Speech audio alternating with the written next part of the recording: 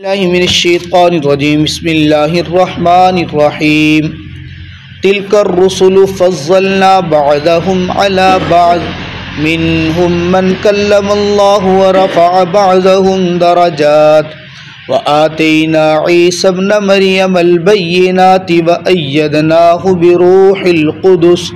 ولو شاء الله ما اقتتل الذين من بعدهم من بعد ما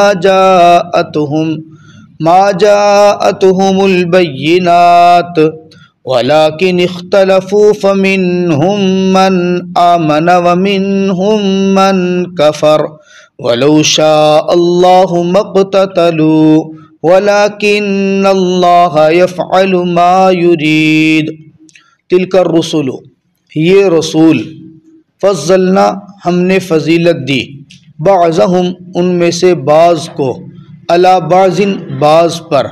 منہم من کلم اللہ بعض ان میں سے وہ ہیں جن کے ساتھ اللہ نے کلام کیا ورفع بعضهم اور بلند کیا ان میں سے بعض کو درجات کے ساتھ وآتینا اور عطا کی ہم نے عیسیٰ ابن مریم کو البینات واضح نشانیاں وَأَيَّدْنَاهُ اور تائید کی ہم نے ان کی بروح القدس روح القدس یعنی جبریل امین کے ساتھ وَلَوْ شَاءَ اللَّهُ اور اگر چاہتے اللہ مَقْتَتَلَ الَّذِينَ تو نہ قتل کرتے وہ لوگ جو ان میں سے بعد میں آئے من بعد ما جاءتهم البینات بعد اس کے کہ آ گئی ان کے پاس واضح نشانیاں ولیکن اختلفوا لیکن انہوں نے اختلاف کیا فمنہم من آمن بعض ان میں سے وہ ہیں جو ایمان لائے ومنہم من کفر بعض ان میں سے وہ ہیں جو کافر ہوئے ولو شاء اللہ ما اقتتلوا اور اگر اللہ چاہتے تو نہ وہ قتال کرتے ولیکن اللہ یفعل ما یرید لیکن اللہ کرتے ہیں جس چیز کا ارادہ فرما لیتے ہیں۔ الحمدللہ ہمارا تیسرا پارہ آج شروع ہے۔ 2 پارے اللہ رب العزت نے اپنے فضل سے مکمل کرنے کی سعادت عطا فرمائی ہے۔ دوسرے پارے کے بالکل آخر میں طالوت اور جالوت کا قصہ اللہ رب العزت نے ذکر فرمایا اور اس میں قتال کا معاملہ آیا۔ ساتھ ہی آپ نے 3 انبیاء کرام کے نام سنے، ایک حضرت شمویل علیہ السلام، دوسرے طالوت جن کے بارے میں یہ تو واضح نہیں ہوا کہ وہ پیغمبر تھے، رسول تھے، نبی تھے، ہاں یہ ہے کہ اللہ نے ان کو امیر بنایا، قائد بنایا، سپہ سالار بنایا۔ اور تیسرا داؤد علیہ السلام جو پہلے پیغمبر نہیں تھے، انہوں نے جہاد کے اندر ایک بہت بڑا کارنامہ سر انجام دیا، اللہ رب العزت نے پھر ان کو نبوت سے سرفراز فرمایا۔ اللہ فرماتے ہیں رسول جتنے بھی ہیں نا، جتنے میں نے رسول بھیجے ہیں، ان میں سے بعض کو بعض پہ فضیلت عطا فرمائی ہے۔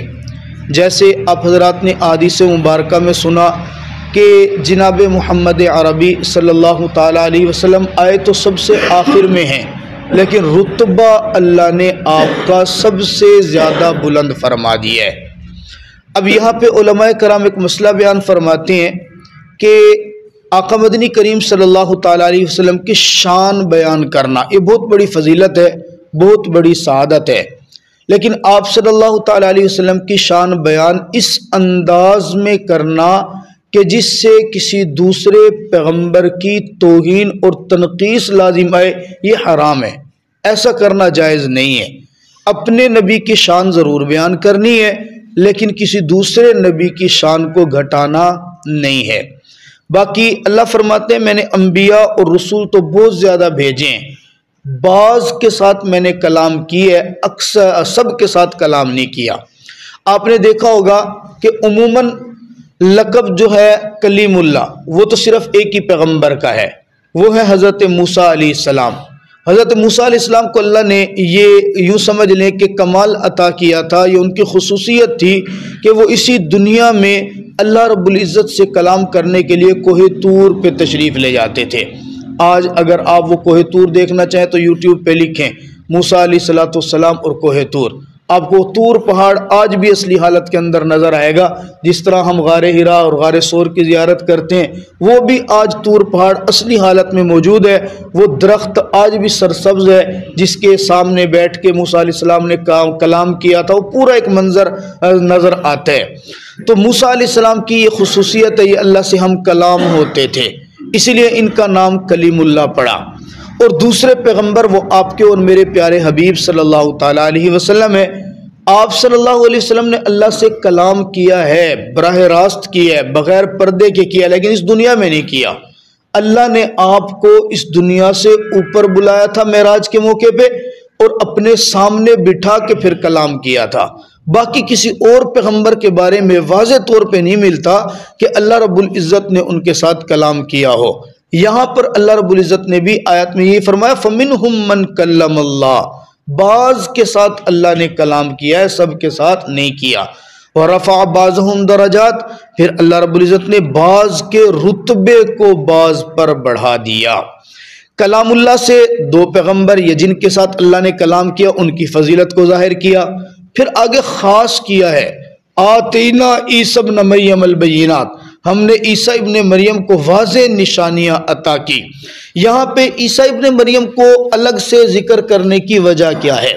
مفسرین فرماتے ہیں کہ تمام انبیاء کرام جو دنیا کے اندر تشریف لائے وہ فطرت کے عین مطابق تھے۔ اللہ رب العزت نے جو اصول بنایا نا کسی بھی بچے کی پیدائش کا، وہ اسی کے مطابق تشریف لائے۔ لیکن عیسیٰ ابن مریم واحد پیغمبر ہیں کہ جو اللہ نے اصولوں کے خلاف ان کو دنیا کے اندر بھیجا۔ ان کی والدہ کی شادی بھی نہیں ہوئی، والدہ کو کسی مرد نے چھوا بھی نہیں ہے، بغیر شادی اور بغیر کسی مرد کے چھوئے، بغیر باپ کے اللہ نے عیسیٰ ابن مریم کو پیدا فرما دیا۔ ایک خصوصیت۔ دوسری خصوصیت ہے کہ بھی 3 دن کے تھے، بعض احباب نے فرمایا 3 گھنٹے کے تھے۔ مریم جس وقت لے کر ان کو قوم کے اندر آئی تو قوم نے تو طوفان مچا دیا کہ آپ تو بڑی نیک تھی، آپ تو بڑی پاک باز تھی، پھر یہ بچہ کہاں سے لے آئی ہیں؟ آپ ذرا سوچیں کہ ہمارے دور کے اندر اگر کسی کماری لڑکی کے پاس بچہ پیدا ہو جائے تو طوفان کیا ہوگا؟ تو اس زمانے میں مریم کے اوپر کتنا زیادہ تہمت اور بہتان لگا ہوگا۔ لیکن اللہ رب العزت نے حضرت مریم کو فرمایا تھا آپ سے کوئی بھی پوچھے نا کہ بچہ کس کا ہے، کہاں سے آیا ہے، آپ نے فرمانا ہے میں تو روزہ رکھا ہوا ہے، میں نہیں بولتی ہوں، میں بول ہی نہیں سکتی ہوں، بولنے کی اجازت ہی نہیں تھی۔ فرمایا کہ جب لوگ آپ کو حد سے زیادہ تنگ کریں گے نا آپ پریشان ہو جاؤ گی، آپ نے بچے کی طرف اشارہ کر کے کہنا اس سے پوچھ لے۔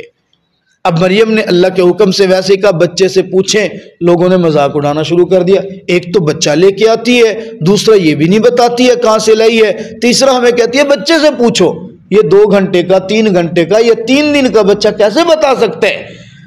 جناب مریم نے کہا پوچھیں تو صحیح، آپ اللہ کا حکم ہے، میں آپ کو کہہ رہی ہوں آپ پوچھیں۔ ایک سیاںہ آدمی تھا ان کے اندر جو قوم کا بڑا تھا، انہوں نے کہا بھئی کہہ جو رہی ہے، چلو پوچھ لیتے ہیں۔ جب پوچھا حضرت عیسیٰ ابن مریم سے تو 3 دن کے بچے تھے، فرمایا